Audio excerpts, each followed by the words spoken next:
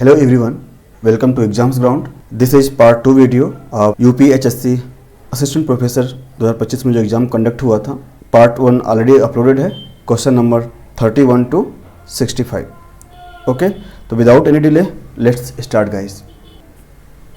Question number 66. If two objects of masses 2 kg and 3 kg moving with velocity 3 meter per second and 2 meter per second respectively in opposite directions collided with each other and after collision attain a common velocity, then the loss of kinetic energy of system is equal to the following. आप यहाँ पर momentum conservation apply कीजिए तो जो final velocity होने वाला वो zero होने वाला है एंड जो लॉस ऑफ काइनेटिक एनर्जी हो जाएगा. आप जो इनिशियल काइनेटिक एनर्जी था उनको एडअप कर लीजिए. It is 15 joule. Option A is correct here. The ratio of electric field to magnetic field for a plane electromagnetic wave propagating in vacuum is it is equal to C. Option B is correct here. Question number 68. What is the selection rule for the transitions in rotational spectra if J is the total angular momentum number? Option D is going to be correct. ये same question पूछा गया था Chhattisgarh assistant professor examination 2020 में. Question number 69. The Lagrange bracket is invariant under canonical transformation. It is correct. The Lagrange bracket obey the commutative law of algebra and here it is anti commutator. तो दोनों correct होने वाला है. Anti commutative in nature होता है and invariance होता है under canonical transformation. Both statements 1 and 2 are correct. Option B is correct here. Question number 70. What is the average energy of an electron in free electron gas? In free electron gas average energy in 3 dimensional case it is equal to 3/5 of Fermi energy. Option A is going to be correct. Same type का question पूछा गया था assistant professor 2018 exam में और यहाँ पर बस इन्होंने एन फ्री इलेक्ट्रॉन्स की बात किया था. फॉर एन फ्री इलेक्ट्रॉन्स जो एक इलेक्ट्रॉन का एवरेज एनर्जी उसमें मल्टीप्लाई कर दीजिए एन से. ये कैसे निकाला गया है आप यहाँ पर चेक कर सकते हैं. यहाँ पर डेंसिटी ऑफ स्टेट्स है ई है and divide by 0 to EF जहाँ तक हमारे पास इलेक्ट्रॉन फिल होते हैं. अकॉर्डिंगली आप यहाँ पर निकाल पाओगे एवरेज एनर्जी सभी केस में. 1 dimension 2 dimension 3 dimension. 1 dimension case में एवरेज एनर्जी आया है 1/3 EF. 2 डायमेंशन में average energy is equal to 1/2 EF. 3 dimension case के लिए average energy per electron it is equal to 3/5 EF. Question 71. Given below are 2 statements. One is labelled as assertion and other as reason R. Assertion thermonuclear fusion reaction में become the source of unlimited power. Yes it may become a source of unlimited power. यहाँ पर क्या होगा कि हमारे पास जो sustainable चीज़ें हैं ये आप यहाँ पर देख पाओगे इन कंपैरिजन टू जो न्यूक्लियर फ्यूजन वाला प्रोसेस है रेडियो एक्टिव यूरेनियम वगैरह उनके कंपैरिजन में वेस्ट कम रहेगा. तो yes it may be become unlimited power. Reason a single fusion of hydrogen isotopes produces more energy than nuclear fusion of a single uranium. It is incorrect. Although जो energy है वो less है तो पर fusion या पर fusion कितना energy release हो रहा है उसका कंपैरिजन नहीं है. इसको जो अनलिमिटेड पावर का सोर्स एज्यूम किया जा रहा है वो डिपेंड करता है कितना वेस्टेज है कितना यूटिलाइजेशन किया जा सकता है उसके अकॉर्डिंग है. तो आप assertion is correct but reason is incorrect. आप यहाँ पर चेक कर पाएंगे a single fusion reaction for deuterium it is 17.6 mega electron volt while a single uranium 235 fusion reaction 200 mega electron volt. तो जो रीजन लिखा गया है it is incorrect. Option A is going to be correct. A is true but R is false. Question number 72. Fourier transform of which of the following function does not exist. अगर exponentially growing function है तो उसका Fourier transform exist नहीं करेगा. सभी function देखिए हमारे पास अगर इनफाइनाइट पर वैल्यू चेक करेंगे सभी का वैल्यू 0 आएगा बट ऑप्शन ए में यह इनफाइनाइट आने वाला है. It is exponentially growing function तो इसका फोरियर ट्रांसफॉर्म एग्जिस्ट नहीं करेगा. Option A is correct here. Question 73. Match list first with list second and select the correct answer. AND gate it is also called as Boolean multiplication, OR gate Boolean addition and NOT gate Boolean complementation. Option A is correct here. Question 74. What is the commutation relation of x cap p cap? It is equal to iota h cut. Option D is correct here. Straightforward answer था इसका. Question 75. The value of integration minus infinite to infinite f x derive delta x minus a dx is following. ये देखिए property based ही है. हमको first A check करना था कि जो पीक पोजीशन किस कहाँ पे लाई करेगा. तो x minus A equal to 0 put कीजिए, तो जो पीक पोजीशन आएगा डायरेक्ट डेल्टा का वह a आएगा। अगर जो है इंटीग्रेशन का लिमिट है, अगर उसके इनसाइड पीक पोजीशन आ रहा है देन इट विल कंट्रीब्यूट, और जो वैल्यू आएगा आप x equal to A put करने वाले तो एफ ए आ जाएगा। क्योंकि जो पीक है वो नैरो रहेगा, उस पर आपको एक नॉन जीरो वैल्यू मिलेगा और वहाँ फंक्शन का जो वैल्यू आएगा वह एफ ऑफ ए के बराबर आएगा। It behaves like a constant, बाहर लीजिए, और जो इंटीग्रेशन रिमेनिंग रहेगा वह कंट्रीब्यूट करेगा 1, तो बराबर हो जाएगा एफ ऑफ ए के। तो integration equal to F of A, option C is correct here. Question 76, the resolving power of a microscope depends on. Resolving power of a microscope depends on numerical aperture and wavelength of light both, option C is correct here. The resolving power of a microscope is determined by its ability to distinguish two closely spaced points as separate. Resolvable distance d equal to lambda divided by 2na, और इसका just opposite रहेगा resolving power, तो it is equal to 2na divide by lambda. Microscope के case के लिए, telescope के लिए capital D divide by 1.22 lambda, spectrometer के लिए lambda divide by delta lambda. तो अकॉर्डिंग टू दिस माइक्रोस्कोप के लिए जो ऑप्शन होने वाला था, option C is correct here. Question 77, choose the correct option for an output transducer. तो option B is going to be correct. It converts electrical signal और quantity into non electrical quantity like sound, motion, light. And हमारे पास जो rest options है, it converts non electrical quantity to electrical quantity, इसको बोलते हैं input transducer. और यहाँ पर जो फोटो रजिस्टर है, थर्मिस्टर है, ये भी आपका इनपुट ट्रांसड्यूसर हो जाएगा। जो अप्रोप्रिएट आंसर आएगा option B. Question 78, which of the following is fermion. तो फर्मियान यहाँ पर रहेगा 4be7 nucleus, option D is correct here. Neutrons number है, प्रोटॉन नंबर है, इलेक्ट्रॉन नंबर से, इनको ऐड कीजिए। If number is even then it is equal to boson, if number is odd then it is equal to fermion. Deuteron it is nucleus of 1s2, तो वहाँ पर आप देखेंगे हमारे पास एक न्यूट्रॉन एक प्रोटॉन हो गया, तो जो सम करेंगे आपका सम आपका इवन आएगा, तो बोसॉन हो जाएगा।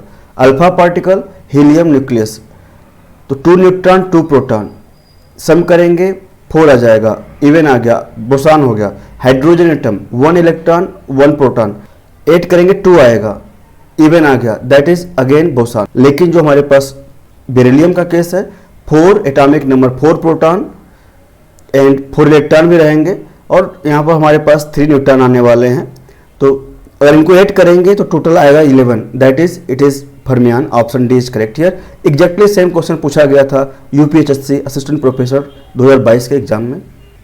Question number 79, for a system in equilibrium the principle of virtual work states that net virtual work is 0, option C is going to be correct. The principle of virtual work states that for a system in equilibrium the net virtual work done by all forces acting on a system during any virtual displacement is 0। Question 80, reciprocal lattice corresponding to real lattice is. तो यहाँ पर देखिए जो भी options दिए गए हैं, never the same as the real lattice incorrect है, always the same as real lattice always लिखा हुआ है, ये सब बाउंड कर रहा है एक तरह से, मतलब आपका एम्फेसाइज कर रहा है, ऐसा भी नहीं है, तो ये भी इनकरेक्ट हो जाएगा। Only weakly related to the real lattice, ये भी इनकरेक्ट होगा, स्ट्रॉन्ग रिलेशन एग्जिस्ट करता है। Option D can be same as the real lattice, it is most appropriate option, तो option D can be correct option. The reciprocal lattice is generally distinct from the real lattice but can coincide with it under specific scaling conditions. Question number 81, which law of thermodynamics introduces the concept of entropy? Option A is correct, second law. Second law states that in any natural thermodynamic process, the total entropy of a system and its surrounding always increases for irreversible process or remains constant for reversible process. Mathematically जो delta S है, change in entropy है, it is greater और equal to 0 for an isolated system, और ये आपका second law कहता है, option A is going to be correct. Question 82, the wave function psi R of a particle moving in 3 dimensional space has the following physical dimension. Dimension निकालने के लिए जो ये प्रोबेबिलिटी रहेगा, इसका इंटीग्रेशन वैल्यू क्या आ जाएगा, 1 आ जाएगा, Sai star Sai D cube x, इसका इंटीग्रेशन करेंगे, it should be 1, dimensionless is quantity on right side, तो इनका जो डायमेंशन आ जाएगा अकॉर्डिंगली आप सॉल्व करेंगे, तो साई एक्स का क्या आ जाएगा, l पावर -3/2, ये जो डी क्यूब एक्स है यहाँ से आपको l क्यूब आ जाएगा, राइट भेजेंगे l -3 आएगा पावर में, और 2 पे डिवाइड कर दीजिए, तो option B is going to be correct. Question 83, the principal resonance doublet of sodium arises from which transition, option B is correct, from 3 2p to 32s. Option B is correct here. For the rigid sphere of radius a, the scattering cross section at low energy is given by following. अगर हम लोग quantum mechanical scattering की बात करेंगे तो option C is going to be correct, 4 pi A square, जो कि उनका पूछने का पर्पज भी यही रहा होगा. अगर हम लोग क्लासिकल स्कैटरिंग की बात करेंगे, क्लासिकल में देखिए जो स्कैटरिंग नहीं होता बेसिकली वो कोलिजन रहेगा, तो क्लासिकल के टर्म में pi A square that is going to be correct. But यहाँ पे स्कैटरिंग का सेक्शन पूछा हुआ है और इसका मीनिंग आपका क्वांटम के लिए रहेगा और 4 पाई ए स्क्वायर ये आपका option C is going to be correct.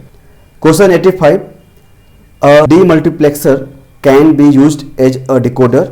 A demultiplexer is built by using AND gates only. तो assertion is correct but reason is incorrect. Option A is correct here.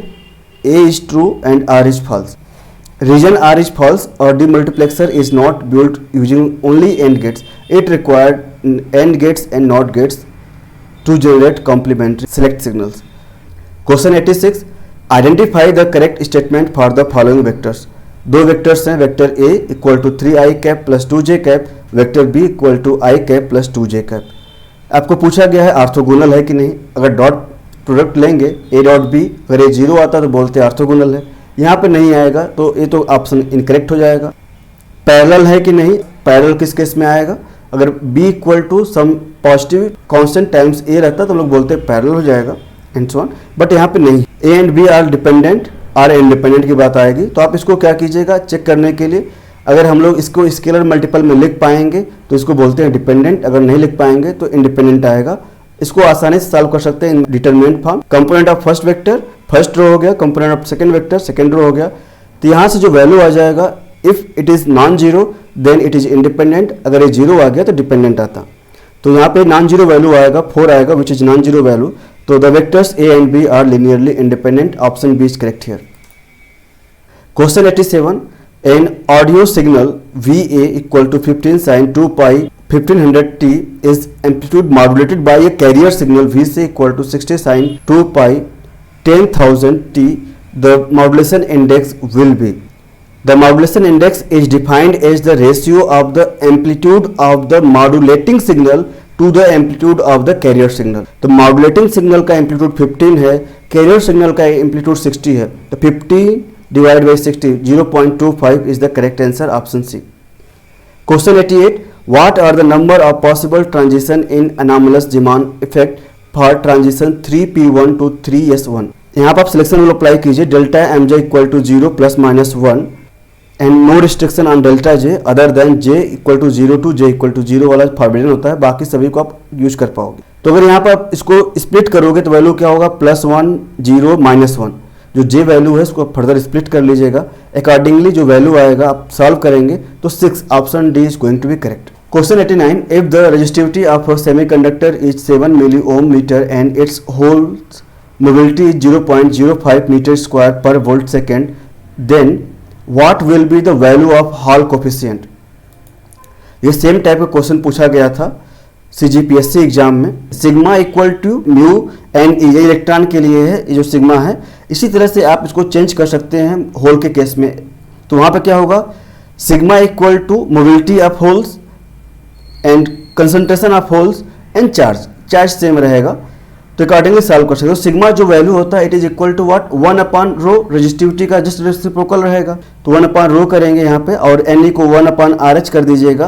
अगर R H इस side भेजेंगे तो mu into mu जो mobility है, mobility multiplied by resistivity, mobility multiplied by resistivity that will be the hall coefficient. तो multiply कर दीजिए, ये आपका आ जाएगा 3.5 into 10⁻⁴ metre cube per C. Option D is correct here. Question 90. What is the phase space trajectory of one dimensional simple harmonic oscillator? Option B is correct, ellipse होगा. 1D simple harmonic oscillator phase space क्या रहेगा, ये 2D plot होने वाला है आप position versus momentum का. तो जो एनर्जी रहेगा दैट इज टोटल एनर्जी जो कंजर्व भी रहेगी, p² divide by 2m plus half kx². Accordingly p और x में आप इक्वेशन बनाइए, p² divide by 2me plus x² divide by 2e by k equal to 1. It is equation of ellipse. तो option B is going to be correct here. Question 91. A glass fiber has refractive index n1 equal to 1.5 and n2 equal to 1. If in free space c equal to 3 into 10⁸ meter per second, then what will be the multi path time dispersion. Option B is going to be correct. इसको आप solve कर सकते हैं। Core refractive index N1 equal to 1.5, cladding refractive index N2 equal to 1.0। ये term आपका optical fibre में use होता है, आपको आइडिया होगा। टाइम टेकन बाय एक्सियल रे, जो कि हमारे पास फास्टेस्ट पाथ रहेगा, यहाँ से आप निकाल सकते हैं N1L/c। L हम लोग यहाँ पर यूनिट लेंथ लेने वाले हैं, तो अकॉर्डिंगली आप सॉल्व कर लीजिएगा। 5 नैनोसेकंड पर मीटर आएगा। Time taken by critical angle रे, जो कि स्लोएस्ट पाथ होने वाला है, क्योंकि यहाँ पर क्या है, इंटरनल रिफ्लेक्शन होने वाला है, जिग जैग पाथ आएगा। तो time taken by this T critical, ये जो भी वैल्यू आएगा इसको सॉल्व कर लीजिएगा। N1² L divide by N2C, and दोनों का डिफरेंस ले लीजिएगा। That is the multi path time dispersion delta T. It is equal to 7.5 nanosecond per metre minus 5 nanosecond per metre. तो ये वैल्यू क्या हो जाएगा, 2.5 nanosecond per metre. Option B is going to be correct here. Question 92, the value of CMRR of a good quality operational amplifier is common mode rejection ratio. देखिए, अगर ये ideal op-amp होता तो इसकी वैल्यू इनफाइनाइट होगा, लेकिन जो हमारे पास प्रैक्टिकली पॉसिबल होगा, वो जो अगर पॉसिबल वैल्यू की बात करें, CMRR वैल्यू होता है वो 100 के आसपास रहेगा, around 100। 20 log 10 A differential gain divide by common mode gain, ये वैल्यू आपका आता है। Typical for high quality op-amp, ये अराउंड 100 dB के आसपास रहेगा, उसको हाई क्वालिटी बोलेंगे। And 20 dB low, to low हो जाएगा। 200 dB अनरियलिस्टिक हाई हो जाएगा, बियॉन्ड प्रैक्टिकल लिमिट हो जाएगा। तो यहाँ पर हम लोग इसको एज्यूम नहीं करेंगे, इसको नहीं लेना है। अगर आइडियल होता तो इनफाइनाइट बोलिए सीधा, अदरवाइज जो प्रैक्टिकल केस की बात करेंगे तो 120 dB is going to be more appropriate answer here. Question number 93, a particle is moving with 90% of the velocity of light, the ratio of its rest mass with relativistic mass is following. Relativistic mass होगा, it is equal to rest mass divide by square root 1 minus v/c का whole square. दोनों का ratio ले लीजिए, rest mass divide by this m, जो relativistic मास रहेगा। Answer is square root 0.19 which is equal to 0.436। Option B is correct here. Question 94, gradient of r.r is expressed as following. देखिए, जो gradient रहेगा वो एक स्केलर क्वांटिटी का होता है, तो यहाँ पे डॉट है तो यह आर स्क्वायर हो जाएगा। अगर आर कंपोनेंट है, theta phi component is missing, directly इसको आप नॉर्मली डेरिवेट कर दीजिए तो 2r आ जाएगा। और जो ग्रेडियंट होता है वो एक वेक्टर क्वांटिटी होगा, तो एक आर कैप आ जाएगा, डायरेक्शन जो रहेगा वो आर कैप आएगा। 2r r cap, it is the gradient. अब इसी को आर कैप आर को साथ में हम लोग लिख सकते हैं vector r. 2r is the correct option. मैं इसको ग्रे लिस्ट में रख रहा हूँ बिकॉज यहाँ पे इन्होंने कामा टर्म यूज किया हुआ है, डॉट होना चाहिए था एक्चुअली यहाँ पे। Question number 95, arrange the following steps in a sequence. तो correct option is C, define the parameter space, randomly sample points within the parameter space, evaluate the quantity of interest at each point, and last में जो रहेगा compute the statistical average of the result। आप यहाँ से भी check कर सकते हैं। तो जो हमारे पास फोर्थ पॉइंट है, फोर्थ स्टेटमेंट है, ओनली ऑप्शन सी में है, आपका ये करेक्ट हो जाएगा। 96, according to the single particle shell model of nucleus, the nuclear ground state of 25 mg will be. बहुत ही आसान क्वेश्चन है, बहुत ही इंपॉर्टेंट है, हर बार एग्जाम में पूछता है, चाहे वो लेक्चरर का एग्जाम हो, चाहे वो आपका असिस्टेंट प्रोफेसर एग्जाम हो। तो बहुत बार पूछा हुआ है, जैसे HPSC पॉलिटेक्निक लेक्चरर में यहाँ पर 2 क्वेश्चन पूछा गया था। मैं एक क्वेश्चन जस्ट यहाँ पुट कर रहा हूँ। यहाँ पर ऑक्सीजन दिया हुआ था, 8O17 दिया हुआ था, एंड इस जो GDC एग्जाम हुआ था प्रीवियस टाइम में, उसमें भी आपका पूछा हुआ था सेम टाइप का क्वेश्चन। तो देखिए, बहुत ही आसान है, सेल मॉडल को अप्लाई करना होता है। जो डिस्ट्रीब्यूशन रहेगा न्यूट्रॉन एंड प्रोटॉन के लिए, यहाँ पर अरेंजमेंट है 1s half, 1p3/2, 1p half, 1d5/2 and so on, चलता जाएगा। इसको आप याद रख सकते हो। जो फिलअप होगा वो 2j+1 फिलिंग करते हैं। न्यूट्रॉन का इंडिविजुअली करेंगे, प्रोटॉन का इंडिविजुअली करेंगे। जो इवन है उसको आप मिस कर सकते हैं। मैग्नीशियम केस में देखें तो यहाँ पर हमारे पास 12 प्रोटॉन आ जाएगा, एटॉमिक नंबर 12 होता है। तो आपको जो इवन रहेगा उनको फिल ही नहीं करना है, करस्पॉन्डिंग सब वैल्यू जो होगा वो कैंसिल आउट कर देंगे। और जो हमारे पास ऑड है उसको फिल कीजिए, तो ऑड न्यूट्रॉन आएगा जो कि 13 होगा, फिल कीजिए। इसमें 1s हाफ में 2 आ जाएगा न्यूट्रॉन, p3/2 में 4 न्यूट्रॉन आ जाएगा, 4 2 6 हो गए, p हाफ में 2 आ गए, 8 हो गया। और जो लास्ट के हमारे पास 5 जाएंगे, इस वाले में चले जाएंगे। लास्ट जिसमें जाएगा उसके अकॉर्डिंग हम लोग स्पिन एंड पैरिटी डिफाइन करेंगे। तो अकॉर्डिंगली जो वैल्यू आ जाएगा, स्पिन जो j वैल्यू है उसको आप यूज कीजिए 5/2, एंड पैरिटी क्या हो जाएगा -1 पावर, यहाँ पर किसमें d की वैल्यू क्या आ जाएगी, d के लिए हम लोग यहाँ पे यूज करेंगे 2, तो d की वैल्यू 2 पुट कर दीजिए, तो -1 power 2 is equal to positive, तो ये प्लस में आ जाएगा 5/2 plus. Option C is correct here. Question 97, the transistor configuration which has the maximum voltage gain is, तो common emitter has the maximum voltage gain, option A is going to be correct, provides highest voltage gain, and common base has high voltage gain but slightly less than common emitter, and common collector almost 1 रहेगा। जो common collector होता है use for impedance matching. यहाँ पर पूछा था voltage gain maximum मिलेगा आपको कॉमन एमीटर में, option A is correct here. Question 98, arrange the following steps in sequence, sequence पूछा गया था। तो Rutherford's atomic model 1911, Bohr's atomic model 1913, Sommerfeld's atomic model 1916, vector atomic model 1920। तो option B is going to be correct. यहाँ पर accordingly आप match कर लीजिए। Question 99, for a Cooper pair if an orbital with wave vector k and spin up is occupied, then the orbital with wave vector minus k and spin down is also occupied, that's correct. Have spin 0 and many attributed of boson, that's also correct. तो हमारे पास देखिए जो option B होगा, both statement first and second are correct. A Cooper pair consist of 2 electrons with opposite momenta that is एक का plus के ले लीजिए और एक का माइनस के ले लीजिए। मोमेंटम क्या हो जाएगा, लाइक एच कट के। तो अकॉर्डिंगली आप यहाँ पर सोच सकते हैं, एज्यूम कर सकते हैं। एंड अपोजिट स्पिन्स, स्पिन भी अपोजिट रहेगा और जो टोटल स्पिन होने वाला है वो 0 भी आनेगा, ठीक है, ऐड कर देंगे। अगर 0 स्पिन है या इंटीग्रल स्पिन होता है लाइक बोसन बिहेव करते हैं। तो option B is going to be correct here. Last question of the paper, question number 100, the decay mu plus to electron plus gamma is forbidden because it violates the conservation of following, it violates the lepton number conservation. जो individual lepton number है like muon lepton number, electron lepton number, that should be conserved. Okay, thank you guys, thank you very much video देखने के लिए। I hope कि video आपको बहुत अच्छा लगा होगा। जो भी सॉल्यूशंस थे मैंने अपना बेस्ट कोशिश किया है कि ये एक्यूरेट रहें, ठीक है। एंड वेट कीजिए ऑफिशियल आंसर के का। ऑल द बेस्ट सभी लोगों को।